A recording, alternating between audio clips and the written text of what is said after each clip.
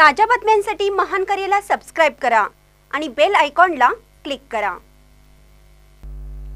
शेतकऱ्यांना कर्जमाफीचा लाभ द्या अन्यथा आंदोलन। हातकणंगले तालुका महाराष्ट्र नवनिर्माण सेनेचा निवेदनाद्वारे इशारा। शेतकऱ्यांना कर्जमाफीचा लाभ मिळावा यासाठी मनसेच्या वतीने जिल्हाधिकारी व हातकणंगले तहसीलदार यांना निवेदन देण्यात आलं। शेतकऱ्यांना मिळणाऱ्या प्रोत्साहनपर अनुदानासाठी शासनाने घातलेल्या जाचक त्वरित रद्द करून शेतकऱ्यांना सरसकट कर्जमाफी मिळावी अशी मागणी निवेदनात केली आहे।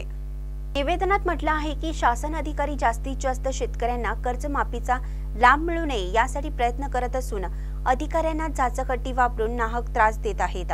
अशा अधिकाऱ्यांना बडतर्फ करून फौजदारी गुन्हे दाखल करा अशी मागणीही करण्यात आली आहे। 15 दिवसाच्या आत शेतकऱ्यांना कर्जमाफी न झाल्यास मनसे स्टाईलने तीव्र आंदोलन करण्यात येईल असा इशाराही निवेदनाद्वारे देण्यात आलेला आहे।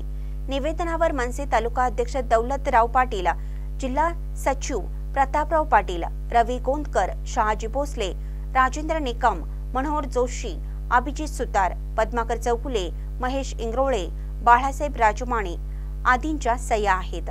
महानकरी न्यूजसाठी सतीश कंगणे, हुपरी।